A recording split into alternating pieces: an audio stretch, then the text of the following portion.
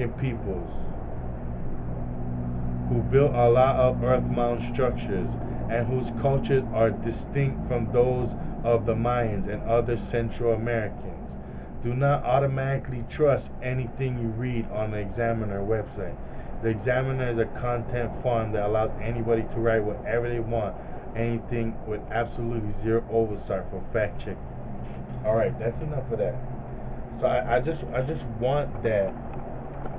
I want you to keep that, all right?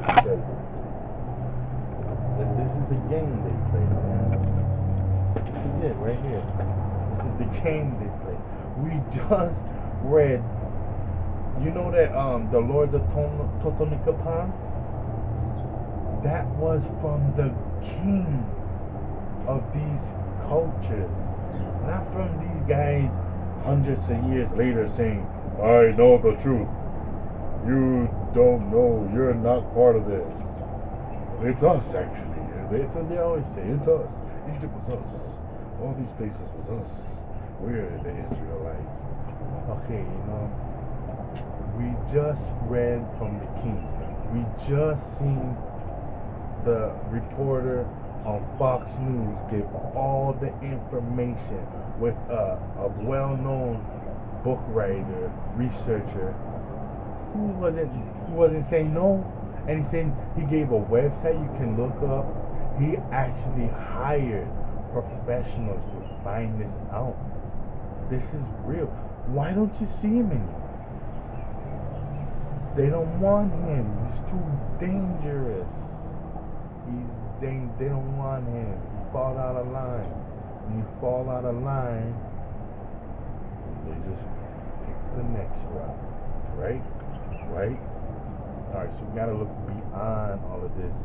Every time information that's truthful is gonna come out when you bring it up, best believe you're gonna have people coming at you like, oh, you're wrong. Oh, especially if it affects their beliefs. If it affects what their doctrine is. And all I know is I want the truth. No matter what way it swings. Oh, I want the truth. I know you want the truth. Come on now. You want the truth too. Think about it. Are you happy? I mean, you might be having fun, but are you happy? Are you living the life the Creator meant for you to live? Do you affect anybody positively? Do you lend out hands to people in need that you have no personal responsibility for? Come on, we gotta think, man. Well, we all have to teach one, preach one, feed one, and need one. Whatever phrase you need, we need to get active. I'm telling you, all of us, active. I mean, I wrote a song. It's just boom, active. It's right there in the back of my head. We active. You gotta get active. This is me activating. All right, let's move it on. Alright.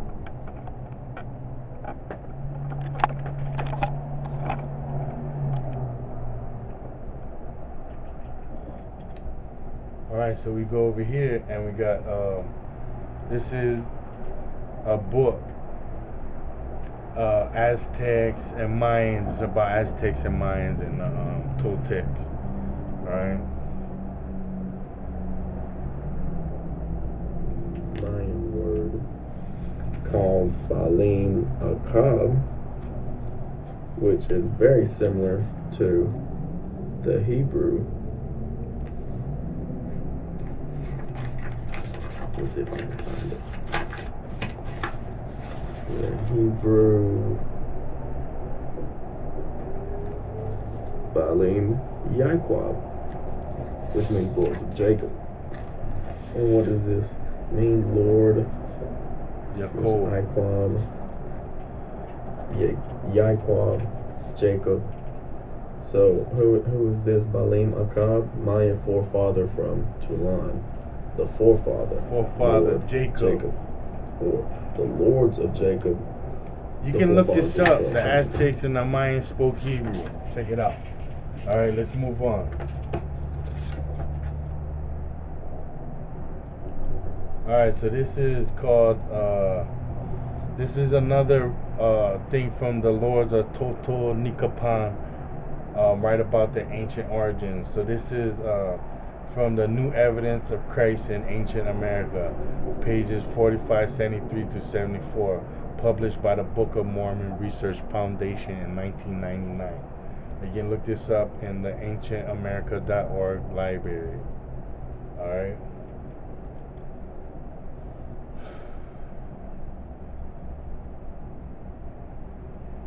So this is going to go into all Jaredites and all this stuff that, you know, just proves who we are. But let's just get into the actual sayings.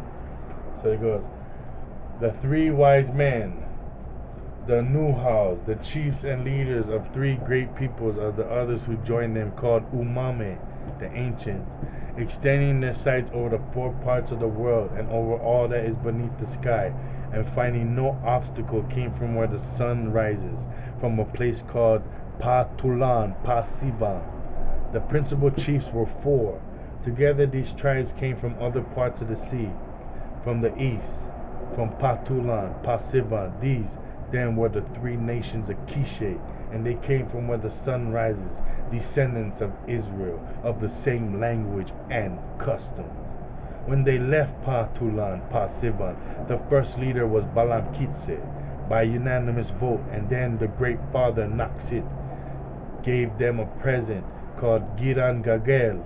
When they arrived at the edge of the sea, Balam Kitse touched it with his staff, and at once a passage opened, which then closed up again, for thus the great God wished it to be done, because they were the sons of Abraham and Jacob. Racinos and Goetz, 1953, page 169 to 70. You know, it goes up here and talks about,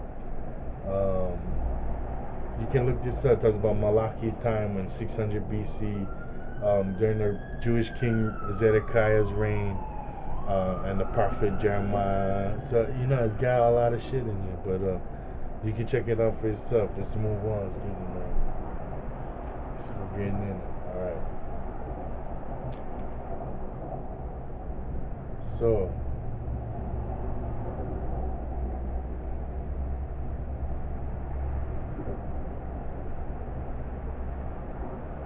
you're gonna go, oh, that Mayans aren't Israel. Mayans aren't Israel. I'm gonna show you something crazy right here. This is Mayans and Indians in ancient Egypt.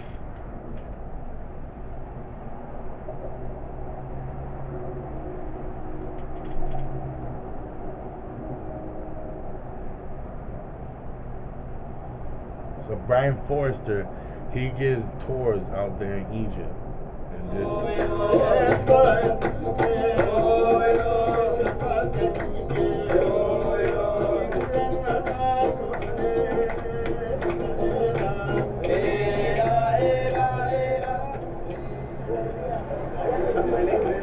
So this is the one that goes to the Kayuka. I was trying to find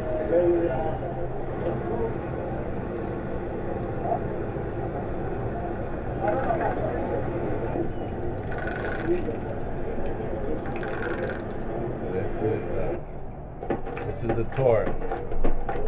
They're living it up and watching our ancient cultures we don't know nothing about. We don't even know we them.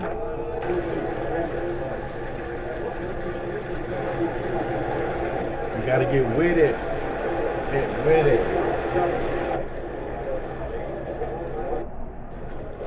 Hello. Mr. Foot. Now, when Muhammad went to school, they taught him the foot was this consonant B, which has no meaning. That's not how Hakim looked at the glyphs.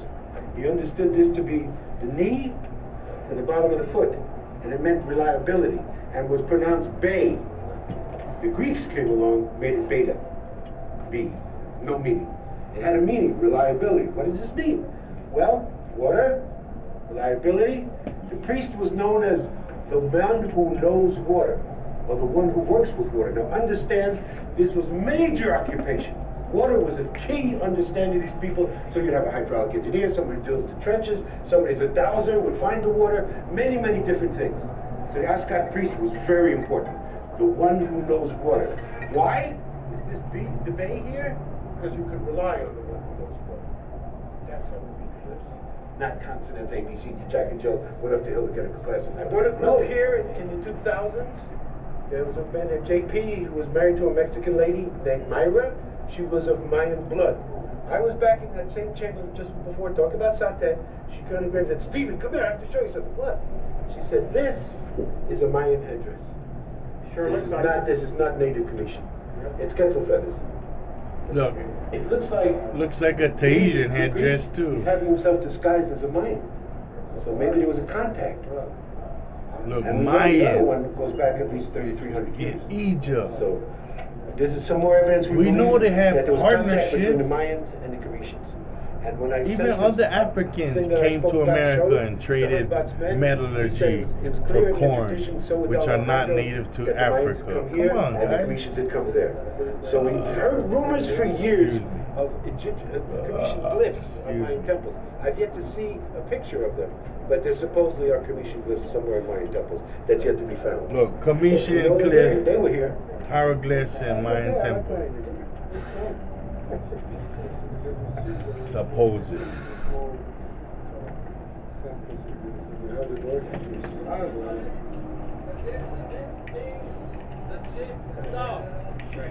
That means this was the ceiling. So you say, oh no, the Egyptians never had no contact with the Aztecs. But right here, I mean, this goes, in general, the southern Algonquian tribes farmed. The northern ones were non-agriculture. 3 divisions drifted into the northern plains and became nomadic bison hunters. The Arapaho and Gros Ventre, the Blackfeet and the Cheyenne. The speech of the first 2 is highly specialized, indicating their separation for a long time. The Cheyenne are later comers in the plains. In recent generations, some of the Cree and Ojibwa have begun to take on the plains type customs. Cyclone Cove, in his article, Algonquins, Egyptians, and Uto Aztecs inform us that when the Algonquin ancestors wended their way to the Great Lakes forest, some groups descended into the St. Lawrence Valley, while one group in particular extended to North Labrador and down to New Jersey. Alright. You gotta ask yourself, people, why did they say in his article, Algonquin, Egyptian, and Aztecs inform us that when the Algonquin ancestors wended their way to the Great Lakes forest? So how did the Egyptians know that they went to the Great Lakes forest unless they were here? Unless they were here, right?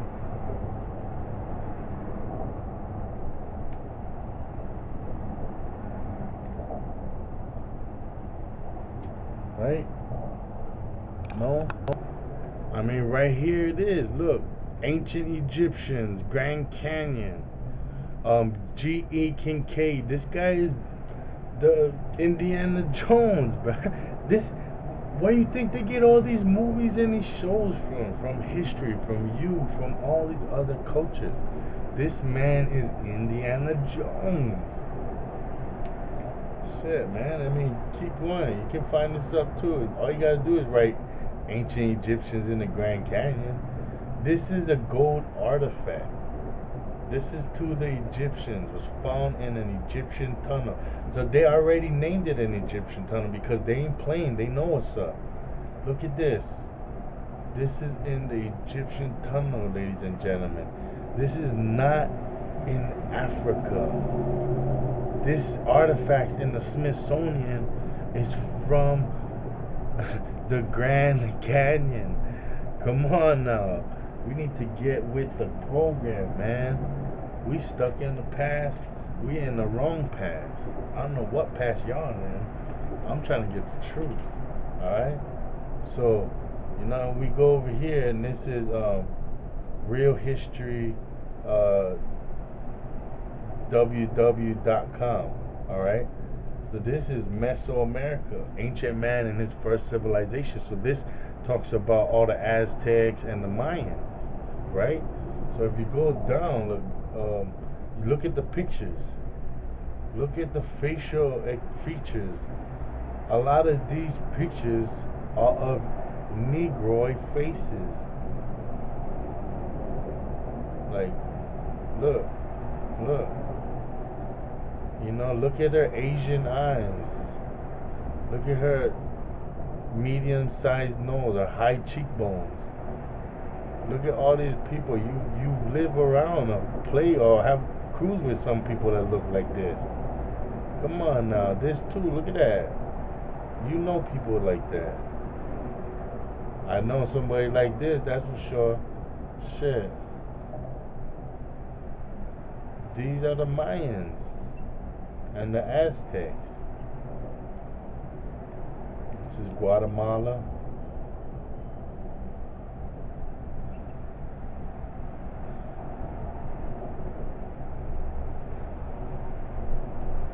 So you can go look this up, but here we go. Look, this is Bonaparte. Look at these people. Does that look like the people they try to tell us the Mayan and the Aztec were? No, these are African American. These are Afro Mexicans. These are all of these indigenous natives. Puerto Ricans that have afros, that have the colors, all the phenotypes. This is you. Not the Hittites that they're trying to make you believe. Maybe there's some bloodlines of Hittites in these, but these were mostly Negro races. And these Mayas and Aztecs, descendants of Jacob, Abraham, Isaac, and Jacob, man. That's why they try to make you believe the Bible is fake, so you don't claim your heritage. You are the children of Israel. I mean, not everybody, but the phenotypes are sure, man. We all grow differently. Our hair, our facial features, our facial hair grow differently. Our body hair grow differently. I mean, come on now. You feel it in your soul. You feel it in your soul. Look at these people, man. Look at their features. Look at this guy got a beard. This fool look just like me. Look at that. Fucking eyebrows and all. Look, ready to kill this fool. He's a king. These are kings, bro. Kings. Look, dreadlock. My hair, it's like a perfect circle. Like one of those zing balls, that slingies we used to have as kids. So if I don't brush my hair, that shit grows into dreads. That shit is already bounds up together, and you can only rip it apart. Like, my hair is crazy. That's why we had dreads, because our hair naturally grew in dreads, so we naturally let it become dreads. And a lot of places, a lot of people groups that were same color of us, copper color or black, they try to imitate us, because you know how they do it today. You see every nation walking around with dreadlocks, trying to be Rastafarian. Because, man, they love your culture. They love you. They love everything about you, man. Look at this. Come on now. Bearded ruler has an audience with visitor wearing a bird headdress accompanied by twin attendants in black wearing feather headdresses. Come on now. Bearded ruler. Who's bearded with afro hair? The Israelites. Come on. With copper color, light brown skin to dark brown. Come on now. You know the Amorites are dark.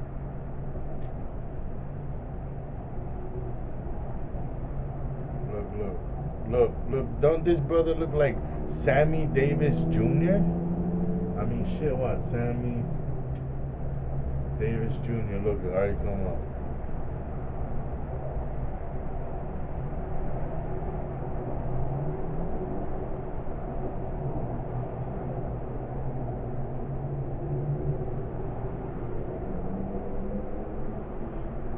Look.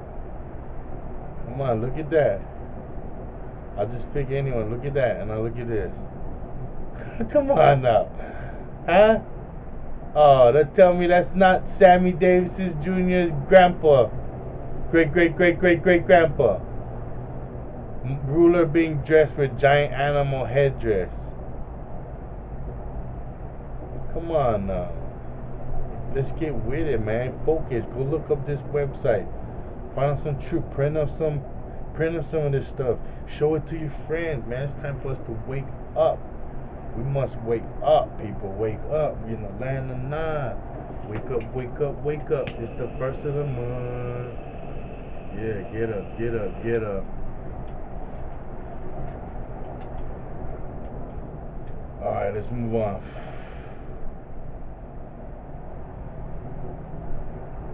Alright.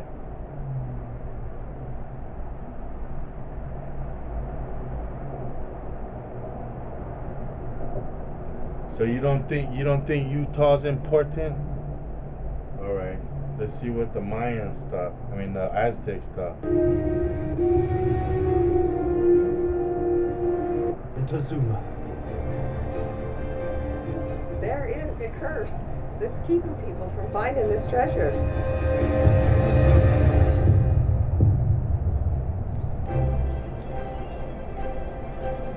The quest started almost 100 years ago. One summer's day in 1914, a dusty old prospector cycled along Johnson Canyon in Utah, in the southwest of America. His name was Freddie Crystal, and he was in a hurry to get to a town called Kanab. Look, Kanab coming up The people again. of Kanab thought that Freddie sounded a bit You know mad. that's And he right looked a next to bit mad. Jericho Wild-eyed and Mount and Nebo crazy hair, and Zion unshaven, National not Park. the typical person that comes into town. And Freddie Crystal certainly had a wild tale to tell. He told the people of Kanab that the treasure of Montezuma was buried near their town. If they'd help him find it, they'd all get a cut. So It wasn't the sort of story it's these no-nonsense buried folk in we Utah. used to hear. All right, so hold up a second. All right. Why would Montezuma from Mexico, come on, Barry, go send hundreds of thousands of warriors that could have fought, continuing to fight, took all the gold, because that's what they knew they wanted. What do? They go all around the world, take all your riches, all your resources. So they knew. So he said, take it. Where do you think they took it? Utah. Why do you believe they took it in Utah? Because Utah is Aslan. Utah is where in Deuteronomy God said, I give you, even in Numbers, God said, I give the children of Israel this for possession. It doesn't matter who was there already, who occupied it, because the Creator said right there in the book, this is yours. I give you this land for a possession. Let's look at it. Let's check it out. Let's go look at it.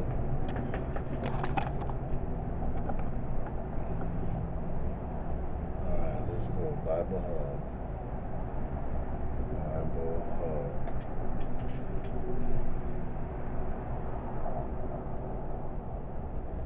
Deuteronomy.